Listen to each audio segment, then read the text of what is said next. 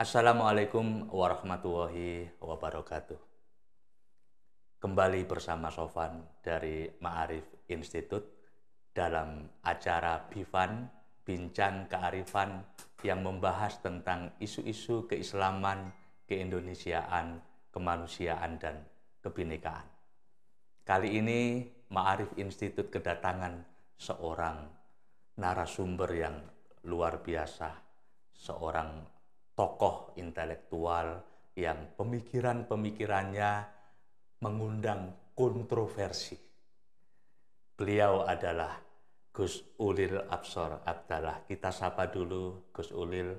Assalamualaikum Gus Ulil. Waalaikumsalam Mas Sofan. Terima Apa kasih kabar, sudah Gus? diundang di sini. Terima Oh kasih. iya. Alhamdulillah baik. Alhamdulillah.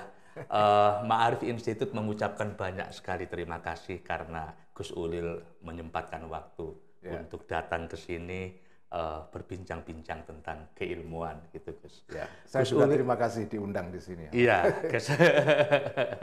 Gus Ulil ini dikenal sebagai tokoh liberal yang kontroversial. Saya membaca karya-karya Gus Ulil dan judul-judul bukunya sangat provokatif. Ya. Ada membakar rumah Tuhan gitu ya.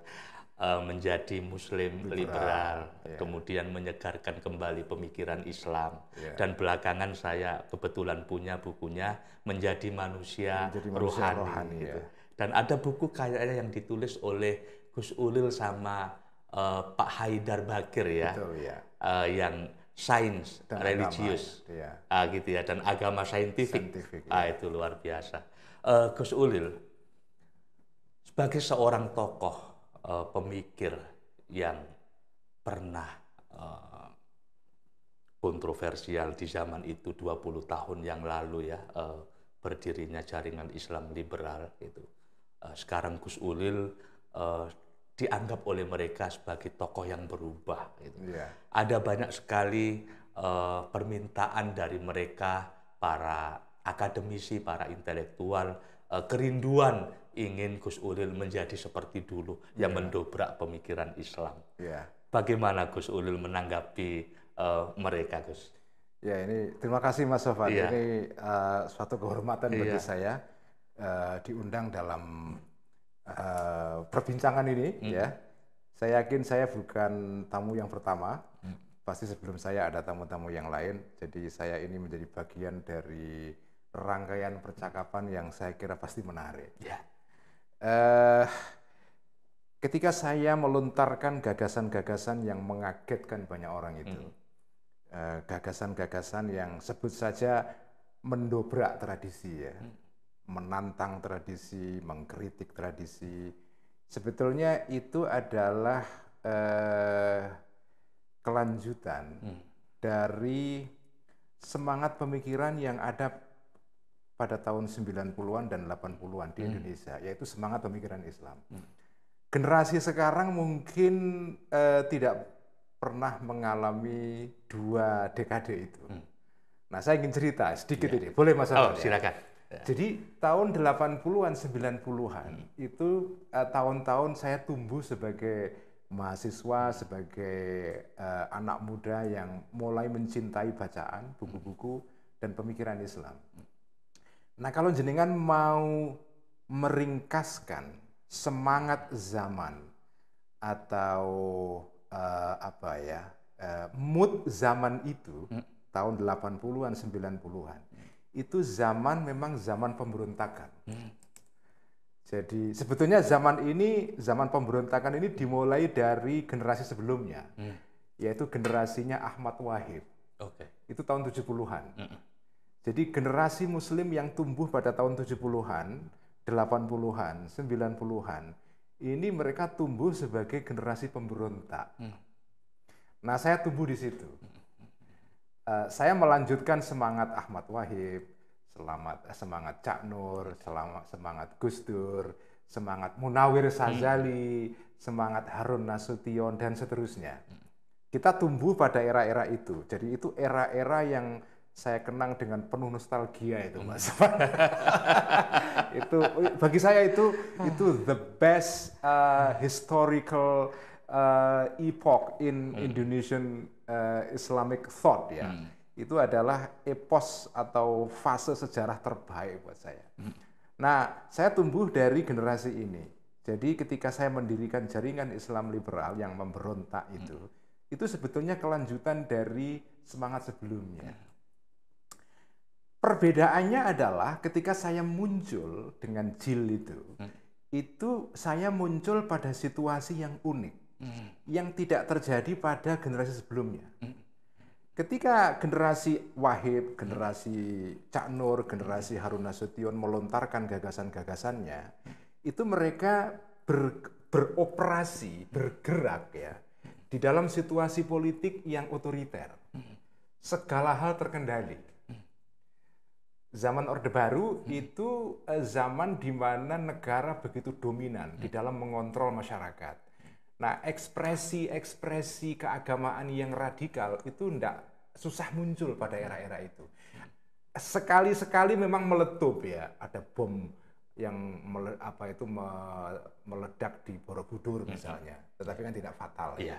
Ada beberapa kekerasan misalnya komando jihad, ada peristiwa Lampung, peristiwa Imron dan seterusnya. Tetapi itu peristiwa-peristiwa sporadik yang magnitudenya tidak cukup besar. Jadi suasana sosial keagamaan itu terkontrol dan generasi para pemberontak ini, para pembaharu Muslim ini bisa bergerak dengan relatif tenang sebetulnya. Memang mereka juga dikritik balik oleh para lawan-lawannya. Misalnya Cak Nur pada tahun 90-an ketika melontarkan gagasan tentang Islam yang hanif kan itu kan dikritik habis oleh misalnya Dr. Daud Rashid. Ya, tapi sekedar segitu saja. Nah, pada saat saya muncul pada tahun 2000-an awal, itu kita sudah masuk ke era reformasi. Sehingga suasananya beda. Pada saat Indonesia masuk ke era reformasi, kita berada pada situasi yang memang dilematis. Di satu pihak kita masuk kepada alam demokrasi yang bebas, tetapi kemudian juga kebebasan ini memicu munculnya kelompok-kelompok radikal. Nah, ketika saya muncul misalnya, pada saat yang sama muncul Majelis Mujahidin Indonesia, muncul FPI, muncul ketika itu Jamaah Islamiyah belum kelihatan, mereka masih beroperasi underground. Nah, kemudian juga kelompok-kelompok tarbiyah, PKS dan seterusnya ya. Mereka ini kan jaringan sosialnya itu kan solid sekali ya. Nah, ketika saya muncul pada tahun-tahun itu, antara lain saya membawa suatu ide menentang penerapan syariat Islam di Indonesia atau formalisasi syariat ya. Itu kan saya tentang ya. Itu memang reaksinya luar biasa.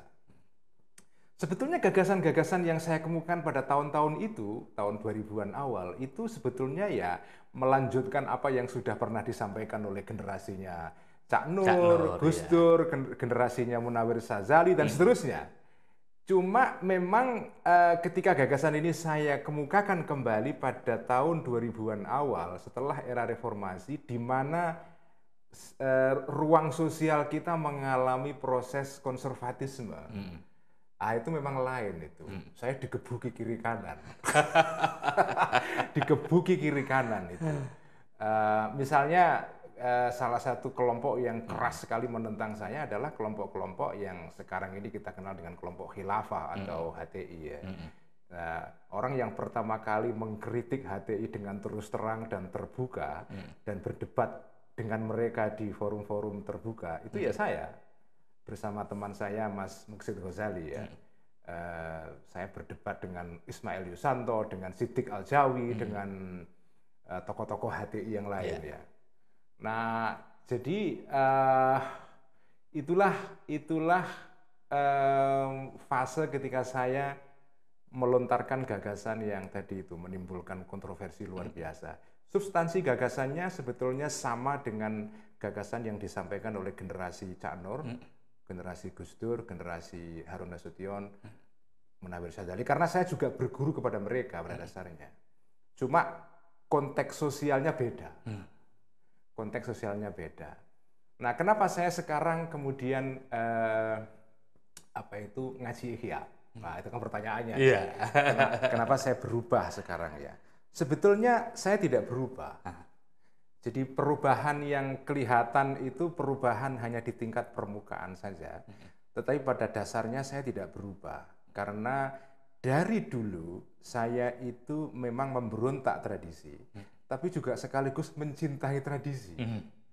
Jadi saya ini punya hubungan yang unik dengan tradisi itu. Jadi ada kecintaan tapi juga ada kritik gitu. Cuma era kritik itu sudah selesai memang. Era kritik sudah selesai. Nah, sekarang yang muncul adalah era kecintaan pada tradisi. Tetapi sebetulnya dari awal saya itu ya memang sejak di pondok sebetulnya. Ketika saya ngaji dengan ayah saya di pesantren itu, ngaji fikih ya, terutama fikih Syafi'i itu, saya tuh sudah punya banyak pertanyaan. Kenapa begini? Kenapa begitu? Kenapa kok ada pemikiran seperti ini? Ini kok nggak fair? Itu muncul. Cuma saya nggak berani mengemukakan itu kepada guru saya ketika itu karena saya masih santri anak-anak ya. Iya. Tapi sudah bergemuruh itu protes dalam diri saya itu. Nah, ketika saya di pesantren itu dulu pada tahun 80-an awal bertemu dengan tulisan-tulisan Gus Dur, Cak Nur, kemudian Daham Raharjo ya. Termasuk juga Kang Jalal dan para pemikir-pemikir besar lain seperti Sujat Moko, Ignas Kleden dan segala macam itu. Termasuk Johan Effendi. Johan Effendi itu kemudian membuat saya ini punya alat untuk mengartikulasikan protes saya. Oh, ternyata yang saya protes dulu itu sudah dipikirkan oleh orang lain. Iya. Jadi, tapi dari dulu saya itu mencintai tradisi. Saya mencintai tradisi karena saya tumbuh di dalam tradisi kitab kuning terutama ya. Membaca kitab, membaca literatur dalam bahasa Arab. Ayah saya itu seorang kiai yang mencintai bahasa Arab dan saya mewarisi kecintaan itu. Terutama dalam bentuk kecintaan kepada ilmu alat ya, nahwu dan shorof, tata bahasa Arab. Nah, ketika saya kemudian selesai dengan kritik ya kemudian saya mulai menggauli kembali tradisi. Jadi sekarang saya ngaji Ihya itu sebetulnya saya ngaji Ihya dalam rangka untuk mengungkapkan kembali kecintaan saya kepada tradisi, tetapi saya membaca tradisi dengan kacamata baru. Nah, kritik saya kepada tradisi mungkin sudah selesai karena sudah saya tulis semua pada tahun-tahun 2000-an awal ya. Hampir semua tema-tema yang terkait dengan pokok-pokok yang berkaitan dengan pemikiran Islam modern itu ya dengan sudah selesai saya tulis, saya pikirkan, saya diskusikan, saya ceramahkan itu sudah semuanya saya katakan pada tahun 2000-an awal sampai tahun 2000 pertengahan tahun 2000 ya tahun 2010. Iya, 2010-an ya. 2010-an ya. Nah, setelah itu kemudian ya saya mencoba untuk menempuh trajektori atau jalan yang lain, yaitu ngaji Ihya itu. Tapi jangan lupa, saya membaca Ihya itu dengan kacamata baru, bukan dengan kacamata lama. Karena keuntungan ini, Mas Sofan ya, keuntungan saya adalah, ini kalau dibuat semacam analogi gitu, saya ini adalah ibarat orang yang sudah pernah berkelana ke beberapa negeri, kemudian balik ke rumah dengan membawa kacamata baru. Jadi memang kelihatannya saya balik ke rumah, balik ke tradisi. Tapi sebetulnya ketika saya balik itu saya membawa semangat yang beda. Jadi dan perasaan saya, kecintaan saya kepada tradisi lebih besar daripada sebelumnya. Saya lebih bisa mendudukkan tradisi intelektual Islam lama yang saya pelajari di pondok pesantren dengan lebih proporsional. Saya bisa meletakkan sejarahnya begini, kemudian relasinya dengan situasi modern bagaimana. saya mencintai tradisi tapi juga sekaligus meletakkan tradisi dalam konteksnya itu. Oke, Gus Ulil. Saya ingin kembali kepada pertanyaan awal tadi. Ya, ini satu penjelasan yang luar biasa.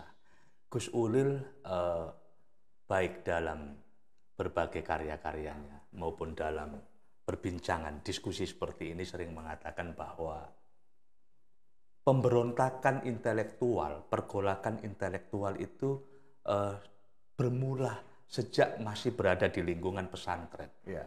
Dipengaruhi oleh Mas Dawam, dipengaruhi oleh Ahmad Wahid, oleh Cak Nur, Johan Effendi. Artinya pemberontakan itu memang sudah lama dan Gus Ulil menguasai tradisi-tradisi pemikiran Islam sehingga tidak terlalu sulit untuk mengintegrasikan antara pemikiran Islam itu dengan tradisi keislaman, begitu ya Gus. Lah kemudian ketika Gus Ulil menjadi koordinator jaringan Islam liberal, tahun 2002 kalau tidak salah waktu itu, Gus Ulil menulis satu artikel ya di Kompas, menyegarkan kembali pemikiran Islam yang heboh itu ya. Itu mengundang banyak reaksi, menimbulkan polemik yang tidak berkesudahan. Ada yang pro dan kontra. Saat itu umat yang progresif yang saya maksud, itu berharap bahwa panggung intelektual pembaruan Islam itu akan diambil alih oleh Gus Ulil pasca Cak Nur saat itu. Nah lalu kemudian di belakang hari Gus Ulil sepertinya lebih banyak menikmati ngaji Ihya gitu ya. Tadi diceritakan Gus Ulil membaca tradisi dengan kacamata yang baru begitu.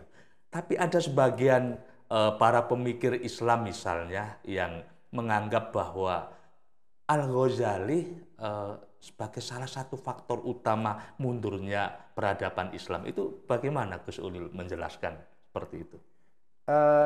Memang banyak ya tuduhan-tuduhan terhadap Al-Ghazali sebagai sumber kemunduran Islam karena kritik dia kepada filsafat. Nah, atau misalnya kritik kepada kitab Al-Ghazali yang paling utama yaitu Ihya, antara lain adalah kitab inilah yang memulai terjadinya dualisme pengetahuan di dalam tubuh umat Islam antara pengetahuan agama dengan pengetahuan umum. Kalau pakai istilahnya Al-Ghazali antara ulum syar'iyah dengan ulum akliyah. Dualisme ini membuat umat itu kemudian lebih memilih ulum syar'iyah, agama, ketimbang ulum akliyah, ilmu-ilmu yang rasional. Nah, tuduhan-tuduhan ini menurut saya itu tidak tepat ya. Alasannya adalah karena kalau kita baca Al-Ghazali secara dekat, secara mendalam, kita lakukan close reading terhadap teks-teks Al-Ghazali. Sebetulnya Al-Ghazali itu tidak seperti yang dituduhkan itu. Misalnya Al-Ghazali membunuh filsafat, itu menurut saya tidak benar. Karena yang dilakukan oleh Al-Ghazali sebetulnya adalah mengajukan corak filsafat yang lain. Jadi ketika Al-Ghazali itu mengkritik filsafat, dalam hal ini filsafat Ibnu Sina, dan juga Al-Farabi, itu dia juga sedang berfilsafat. Jadi dia sedang berfungsi atau memerankan seorang sosok filsuf sebetulnya. Jadi sebetulnya dia tidak membunuh filsafat, dia menawarkan sistem filsafat yang lain. Memang semangat filsafat Al-Ghazali itu adalah semangat filsafat yang disesuaikan atau diharmonisasikan dengan akidah Islam. Jadi ini beda dengan filsafat Ibnu Sina yang juga ingin melakukan harmonisasi antara filsafat Islam dengan antara filsafat Yunani dengan ajaran Islam, dengan ajaran wahyu, tapi dengan pendekatan yang lebih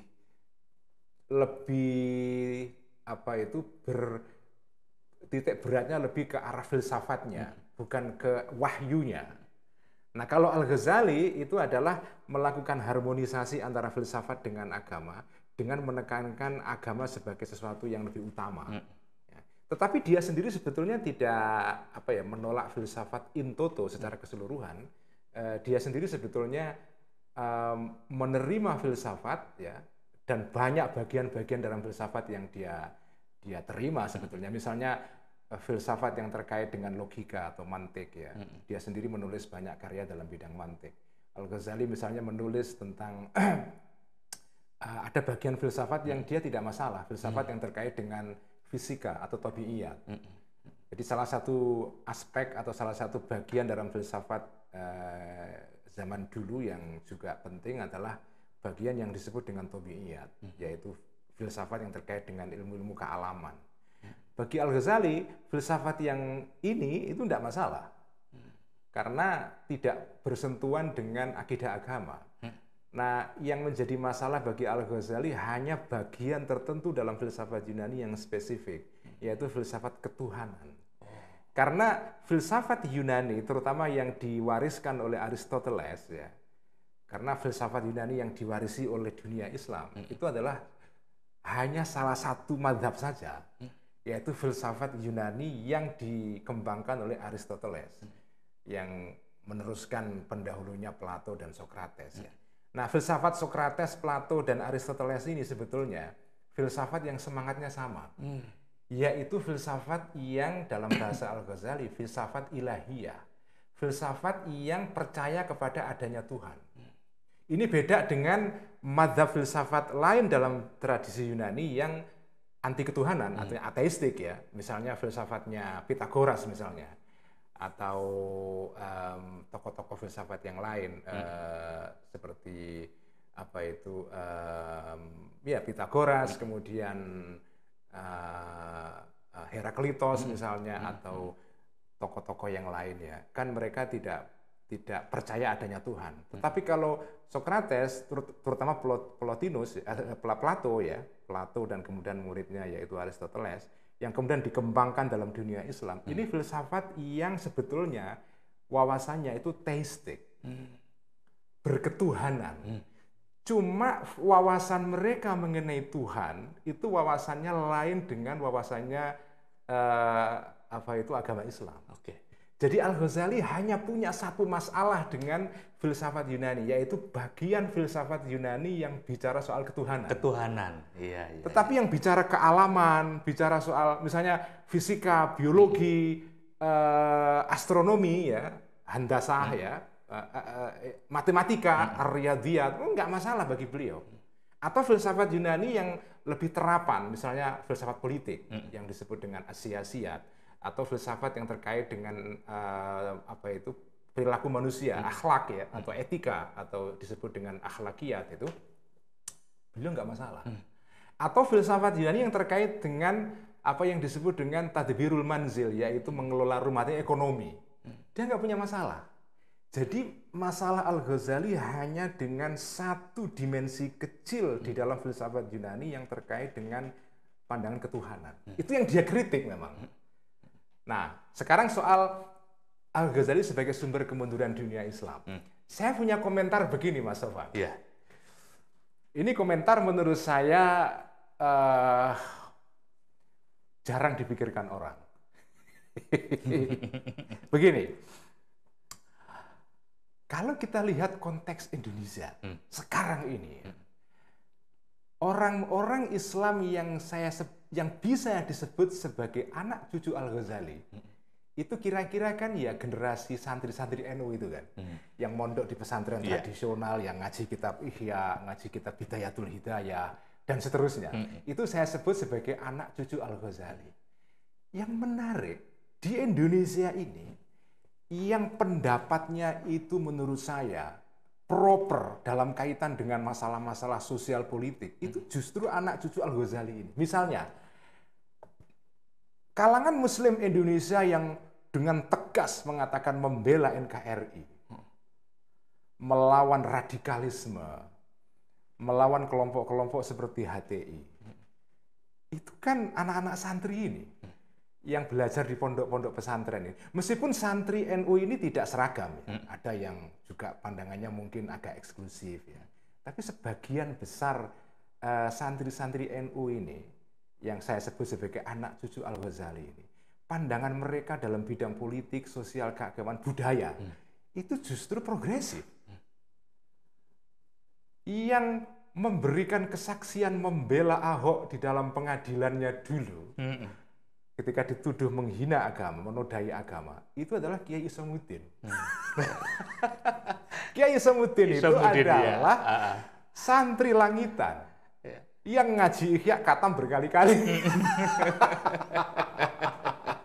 Jadi, kalau disebut misalnya Al-Ghazali sumber kemunduran dunia Islam, dalam konteks Indonesia, anak cucu Al-Ghazali inilah yang membela NKRI, membela demokrasi dari tuduhan orang-orang yang mengatakan demokrasi itu tauhid.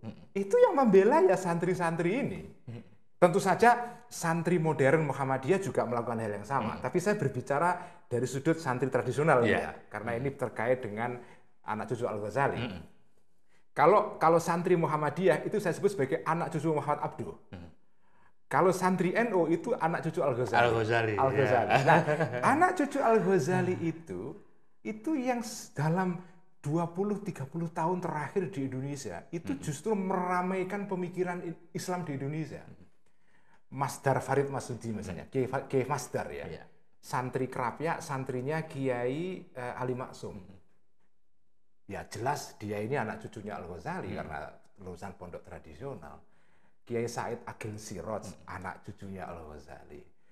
Gus Dur sendiri ya, itu juga bisa kita sebut jelas beliau lulusan Tegalrejo, pesantren tradisional di Magelang. Jadi memang anak cucu Al-Ghazali ini menariknya adalah mereka mewarisi tradisi, tetapi tradisi ini tidak diwarisi begitu saja, tapi didinamisir gitu loh. Nah, jadi menurut saya, kalau disebut Al-Ghazali ini sebagai sumber kemunduran dunia Islam, dalam konteks Indonesia sekurang-kurangnya itu nggak tepat. Karena justru salah satu ujung tombak pemikiran-pemikiran Islam yang progresif di Indonesia di dalam 20-30 tahun terakhir ini, sebagian adalah teman-teman yang dulu berasal dari background pesantren tradisional, yang ngajinya dulu ya ngaji kitab-kitabnya Al-Ghazali. Jadi ya bagi saya Al-Ghazali ini justru sumber gagasan-gagasan yang kritis itu. Karena Al-Ghazali sendiri sebetulnya juga orang yang tidak puas dengan apa yang ada. Kalau kita lihat karir Al-Ghazali sebagai intelektual, sebetulnya Al-Ghazali itu orang yang tidak puas dengan banyak hal. Karena itu yang menjadi sasaran kritik dia itu bukan hanya filsafat. Fikih pun jadi sasaran kritik dia juga. Kitab Ihya itu di dalamnya ada kritik-kritik banyak kepada para ulama fikih terutama ya, ulama yang dia sebut sebagai ulama urusum ya, ulama-ulama yang hanya berpaku kepada teks ya. Ubatun nusus. Itu Al-Ghazali itu kritiknya keras sekali kepada ulama urusum ini. Jadi ya menurut saya gini ya, memang ada banyak umat Islam yang mungkin keliru memahami Al-Ghazali. Itu harus kita akui. Tetapi kalau kita baca Al-Ghazali dengan sesungguhnya, menurut saya Al-Ghazali itu bisa jadi sumber inovasi pemikiran yang bagi saya menarik. Ini yang tidak ada di dalam pemikir-pemikir yang lain.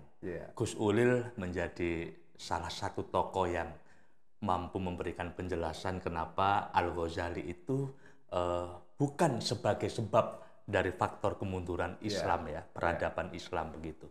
Kembali ke tradisi dengan kacamata yang baru gitu ya.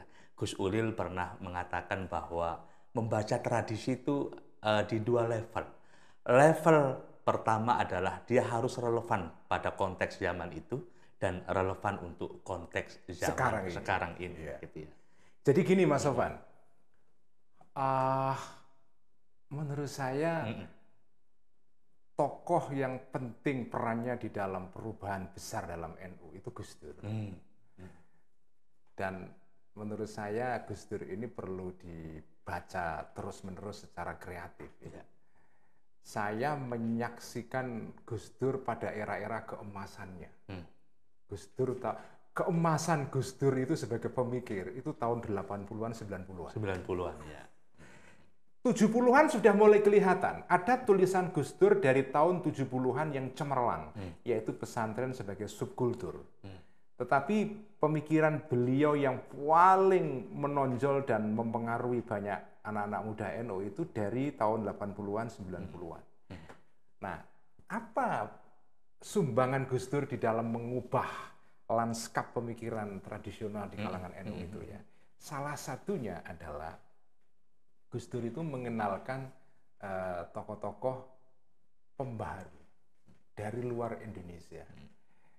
Ada banyak tokoh yang dikenalkan kepada anak-anak NU. Salah satunya adalah Hasan Hanafi. Itu yang pertama. Hasan Hanafi, pemikir besar Muslim yang baru meninggal beberapa waktu yang lalu ya. Itu pemikir besar yang dikenalkan pertama kali ke Indonesia oleh Gus Dur. Melalui sebuah tulisannya di majalah Prisma. Di jurnal Prisma yang bergengsi pada tahun sangat bergengsi 80-an itu ya. Tulisan Gus Dur dari tahun 80-an gitu. Yang kedua, beliau mengenalkan tokoh lain yaitu namanya Muhammad Abid Al-Jabiri. Ketiga, mengenalkan tokoh yang namanya Muhammad Argun. Ini tiga ini pemikir besar dalam dunia Islam dari Timur Tengah ini semua yang membawa ke NU itu Gus Dur. Dan saya mengalami zaman itu. Jadi Gus Dur ini bagi saya menarik. Beliau itu membela tradisi, tetapi juga sekaligus mengenalkan, menginjeksikan udara baru dalam tradisi ini dengan mengenalkan bacaan-bacaan baru. Saya masih ingat tahun 90-an itu saya berkenalan dengan Muhammad Argun melalui sebuah bukunya yang dibawa Gus Dur ke Indonesia. Sudah terjemahan dalam bahasa Arab karena bahasa aslinya Perancis, saya nggak paham ketika itu ya. Saya bacanya dalam bahasa Arab, itu susah sekali karena rumit pemikirannya Argun itu. Nah, yang pertama kali mengenalkan ke teman-teman NU ketika itu Gus Dur. Dan kita tahu Argun ini kan dikenal dengan gagasannya tentang dekonstruksi agama. Jadi at-tafkik gitu, dekonstruksi, karena dia meminjam gagasannya Jacques Derrida dalam konteks membaca tradisi Islam ya. Itu dipraktekkan oleh Argun ketika membaca misalnya tafsir-tafsir mengenai Al-Qur'an, kemudian dia pakai membaca salah satu warisan penting yaitu pemikir besar namanya Ibnu Miskaweh ya. Nah, itu yang mengenalkan Gus Dur. Jadi makanya membaca NU itu tidak boleh hanya satu sisi. Karena selama ini kan ada sebagian teman-teman NU yang ingin mengembalikan NU itu semata-mata kepada Mbah Hasyim Asy'ari. Bagi saya itu kurang tepat. Karena NU itu kontinum. NU itu adalah sejarah yang berkelanjutan. Ada Mbah Hasyim, ada Kiai Wahid, ada Gus Dur. Ini satu keluarga ini. Kakek, bapak, dan anak. Kiai Hasyim Asy'ari, Hadratus Syekh Mbah Hasyim Asy'ari ini tokoh yang ahli hadis. Ya. Kuat sekali pegangannya pada tradisi.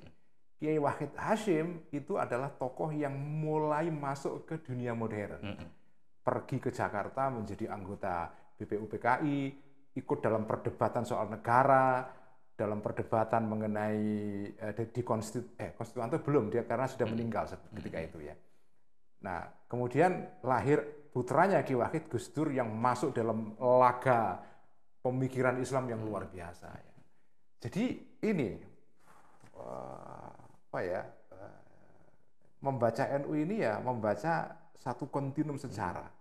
Tidak bisa hanya Ki Hasyim tok, tidak bisa hanya Ki Wahid, tidak bisa hanya Gus Dur tok. Ya ada Gus Dur, ada Kiai Wahid, ada Mbah Hasyim. Tapi juga ada Ki Wahab Hasbullah yang seorang organisator yang sangat baik karena dia ini juga aktivis Syarikat Islam dulu ya. Ketika di Makkah belajar itu dia adalah menjadi pengurus SI di Mekah. Ikut dalam gerakannya Cokro Aminoto. Kemudian juga ada Kiai Bisi Sansuri. Jadi menurut saya menarik ini tradisi ini. Jadi Jadi saya tumbuh ini Mas Sofwan, saya tumbuh di dalam suasana intelektual di mana tradisi dicintai, tetapi juga tradisi itu ditafsirkan ulang. Ditafsir ulang, ya. Oke Gus, kalau di NU itu apakah juga ada varian-varian? Jadi kalau di Muhammadiyah itu ada varian-varian pemikiran Ya, Islam di Muhammadiyah itu ya. Ada varian Kiai Haji Ahmad Dahlan, varian Al-Ikhlas, varian apalagi seperti itu. Ya. Kalau di NU ada istilah ada varian Buya Yunahar. Gitu, Buya Yunahar itu. Ya. Ada varian Amin Abdullah. Amin Abdullah, gitu ya. Syafi'i ya. Buya Syafi'i kan. Ada Buya Syafi'i ya. Di apa itu di NU itu apa istilahnya? NU garis lurus. gitu. Ya di NU ini banyak varian juga. Dan saya kira itu normal ya. Normal ya. Normal. Iya. Cuma varian yang dominan itu ya varian yang dibawa Gus Dur ini. Luar biasa ya. Nah saya senang itu karena tadi itu intinya Gus Dur itu menurut saya kalau mau diperas itu adalah tradisi dicintai tapi juga tradisi dibaca ulang. Buktinya apa? Gus Dur itu yang mengenalkan bacaan-bacaan baru kepada generasi muda NU. Keponakannya Gus Dur yaitu sudah meninggal, sayang sekali meninggal muda, yaitu Kiai Isomuddin Hazik ya, Kiai Isom, Gus Isom ya. Dulu ya pengasuh pondok pesantren Tebireng, kalau nggak salah atau malah nggak sempat ya. Keponakannya Gus Dur yang cerdas ini, Gus Isom, saya yang meninggal muda, itu pecinta buku-bukunya Hasan Hanafi. Dari mana asal usulnya ya? Karena Gus Dur.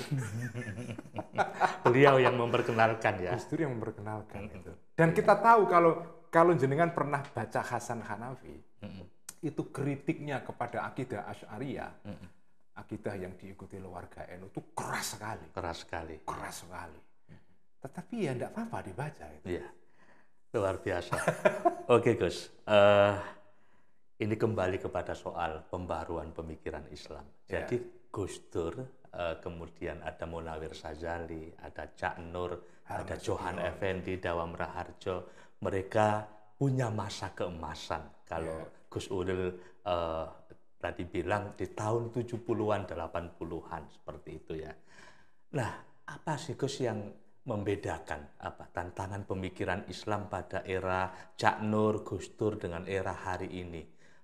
Saya membaca salah satu buku Gus Ulil, salah satu tantangan yang membedakan itu kalau era Gus Dur, Cak Nur itu terkait dengan hubungan agama dan negara. Jadi Cak Nur pernah membuat satu argumen teologis bagaimana supaya umat Islam itu bisa menerima Pancasila misalnya.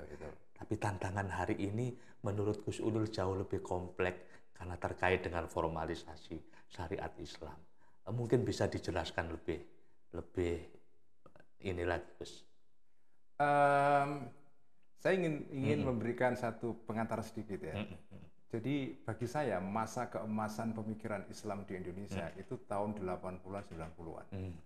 Gus Dur itu menampakkan kecemerlangannya sebagai pemikir itu ya tahun 80-an 90-an. 90-an ya. Sebelum jadi presiden. Iya. Itu bagi saya Gus Dur yang cemerlang sekali. Analisa-analisanya itu menggugah dan eye-opening, membuka mata kita. Ya. Cak Nur juga sama. Analisa-analisa Cak Nur pada tahun 80-an ya. Misalnya esai dia yang panjang dalam pembukaan buku dia, Khazanah Intelektual Islam. Sekitar 60 atau 70 halaman itu dahsyat sekali. Dahsyat sekali. Itu saya baca waktu di pondok pesantren, Mas. Tahun 80-an itu. Bukunya saya beli harganya 6.500. Saya baca khatam dalam satu majelis. Saya baca non-stop dari awal sampai akhir saking terbukaunya saya dengan analisanya Cak Nur. Dahsyat sekali itu. Nah, tetapi sekarang ini era pembaharuan Islam itu kayaknya redup memang. Redup. Alasannya banyak. Salah satunya adalah memang pasca reformasi itu kayaknya energi umat Islam itu lebih tersedot ke soal-soal politik. Dan generasi baru Islam ini lebih tertarik mengamati politik, berkecimpung dalam politik dan seterusnya. Jadi ada Ini politics heavy ini ya. Politics heavy ini. Nah, ini akibat dari resiko dari keterbukaan politik yang kita raih dalam era reformasi, ya itu nggak bisa dihindarkan ya. Tapi akibatnya adalah kemudian generasi baru Muslim itu tidak tertarik lagi berkecimpung atau berkiprah sebagai pemikir, karena menjadi pemikir itu resikonya berat ya, tidak mendatangkan keuntungan sosial yang banyak, malah banyak musuh kan. Musuhnya, iya. Jadi sekarang itu insentif menjadi pemikir Muslim yang bergulat dengan pertanyaan-pertanyaan besar itu tidak sebesar dulu ya. Yang kedua, sekarang ini memang secara global ya, itu memang produksi gagasan-gagasan Islam besar itu juga turun sekarang. Era ketika kita menyaksikan tokoh-tokoh besar seperti Fazlur Rahman, kemudian Abdullahi An-Naim, kemudian Khalid Abdul Fadl, meskipun dia masih hidup dan masih aktif sebagai sarjana ya, tetapi dia tidak secemerlang pada tahun-tahun 2000-an awal. Nah, jadi produksi gagasan-gagasan Islam besar itu juga di tingkat dunia juga meredup memang. Jadi ini gejala global sebetulnya ya. Gejala global, tidak hanya di Indonesia. Jadi kalau kita melihat sekarang ini semangat pembaharuan itu redup, ya salah satunya juga karena pengaruh suasana di tingkat internasional juga. Yang terakhir menurut saya adalah faktornya itu karena terjadi apa yang saya sebut dengan profesionalisasi perguruan tinggi. Karena sumber pemikir Muslim selama ini itu kan dari IAIN atau dari UIN kan. Nah sekarang ini ada perubahan yang radikal di perguruan tinggi kita, yaitu dunia akademis kita sekarang mengalami profesionalisasi yang sangat intensif ya, mengikuti gejala serupa di dunia barat. Nah akibatnya adalah sarjana-sarjana kita Muslim ini lebih tertarik menjadi profesor daripada jadi pemikir. Karena insentifnya jelas kalau profesor itu, karirnya jelas, ya insentif finansialnya jelas, dan status sosialnya juga jelas ya. Dan menulis sekarang lebih menarik menulis di jurnal yang terindeks, terindeks, Scopus ya, daripada menulis di jurnal yang memang diterbitkan untuk merangsang gagasan-gagasan baru. Itu sekarang gairah seperti itu turun itu. Lagi pula jurnal yang seperti itu, seperti Ulumul Quran, Prisma atau majalah pesantren dulu yang diterbitkan oleh P3M itu sudah nggak ada. Udah mati. Udah mati. Mungkin masih ada Ma'arif, jurnal Ma'arif. Ya, jurnal Ma'arif. Ma'arif masih punya gairah itulah. Gairah fikriyah itu masih ada. Tapi jurnal kita sekarang ini, semua jurnal dalam kerangka tadi ini menjadi scholar yang profesional. Dan ini membuat gairah pembaharuan juga turun. Karena menjadi sarjana yang terindeks ini, itu jauh lebih menarik daripada menjadi pemikir yang kadang-kadang nggak jelas itu apa. Banyak resiko. Resiko ya. Oke, Gus Ulil. Ada satu lagi pertanyaan, Gus Ulil, sebelum kita akhiri nanti. Gus Ulil bilang bahwa pembaharuan pemikiran Islam mengalami kemunduran, mengalami kemerosotan gitu ya. Jadi gairah pembaharuan pemikiran Islam ini mulai melemah. Tapi juga di sisi lain gairah anak-anak muda dalam literasi ya, membaca itu juga melemah. Ini mungkin menjadi salah satu faktor kenapa pemikiran Islam tidak bisa bergerak secara laju, secara lancar seperti itu.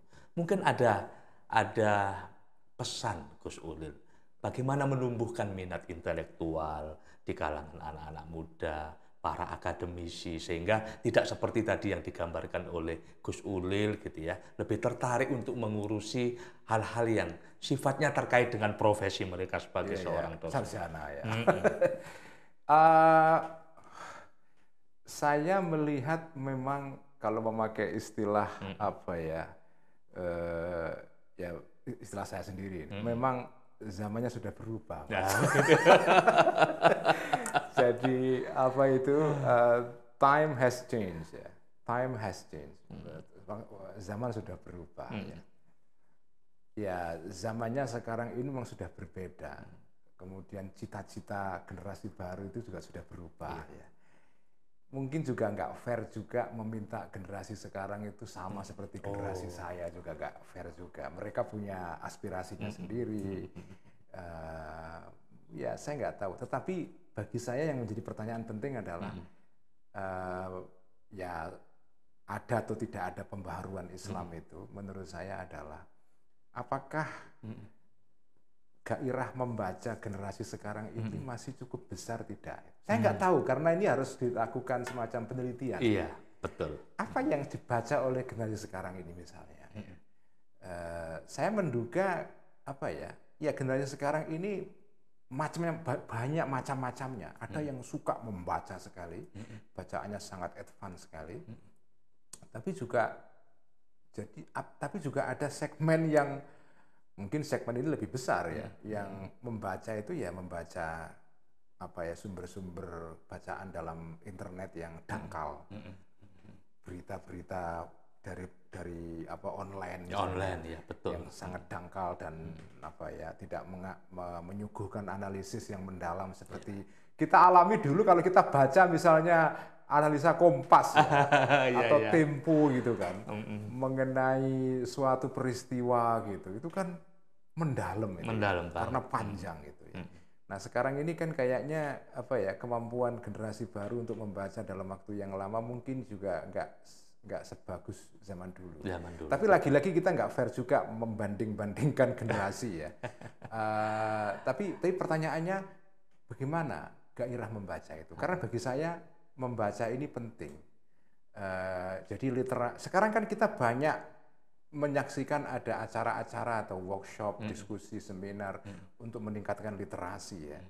Itu bagus ya. Tapi sejauh mana itu meningkatkan minat baca, minat menulis ya, menulis yang baik itu.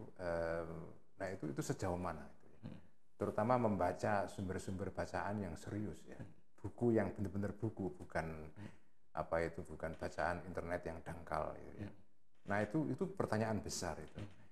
Nah kemudian yang spesifik dengan pemikiran Islam ini juga pertanyaan besar juga. Sejauh mana generasi baru Muslim ini betah membaca literatur Islam yang menyajikan gagasan yang provoking. Misalnya salah satu buku penting yang terbit di dalam 5 tahun terakhir ini itu adalah buku yang dikarang oleh dosen saya waktu di Harvard University, namanya Dr. Shahab Ahmed. Shahab Ahmed menulis buku yang menurut saya, kalau bagi saya wajib dibaca oleh semua mahasiswa Muslim sekarang yang tertarik dengan pemikiran, yaitu judulnya What is Islam? Itu buku keren sekali, tebal ya, sekitar hampir 500 halaman itu. Buku itu sudah ada versi PDF-nya yang gratisan, sudah bisa diakses. Itu keren sekali. Buku ini menurut saya layak menjadi perbincangan di kalangan para aktivis Muslim dan ya para intelektual Muslim yang muda-muda ya. Menurut saya layak dibaca. Ini buku yang bahkan di tingkat dunia pun disebut-sebut sebagai buku yang apa ya, yang mengubah konstelasi di dalam melihat studi Islam. Nah, saya menganjurkan para sarjana Muslim sekarang di Indonesia membaca buku itu. Shahab Ahmed, What is Islam? Yang menurut saya itu tidak kalah keren dari misalnya bukunya Rahman dulu. Iya, Islam juga. Ya. Itu kan dulu kan jadi andalan kita. Jadi andalan. Warna biru. Warna biru itu ya. Islam itu. Wah itu buku keren banget, buku Rahman itu. Nah itu sekarang itu kalau mau mencari padanannya ya bukunya Shahab Ahmed itu, What is Islam? Itu keren sekali, bahasa Inggrisnya bagus. Dan analisanya elegan sekali ya, membuat kita melihat fenomena Islam itu lebih canggih gitu ya. Nanti saya akan cari buku itu. Oke, terima kasih. Terima kasih Mas Sofan ya. Selama 45 menit kita sudah berbincang-bincang tentang banyak hal. Dan pemirsa, sebenarnya masih banyak hal yang perlu saya tanyakan kepada Gus Ulil Absor Abdallah ini, tetapi kita dibatasi oleh waktu. Dan sebelum saya tutup, jangan lupa like, subscribe, dan jika Anda setuju atau tidak setuju dengan perbincangan kami, Anda bisa komentar di kolom chat. Terima kasih. Wassalamualaikum warahmatullahi wabarakatuh.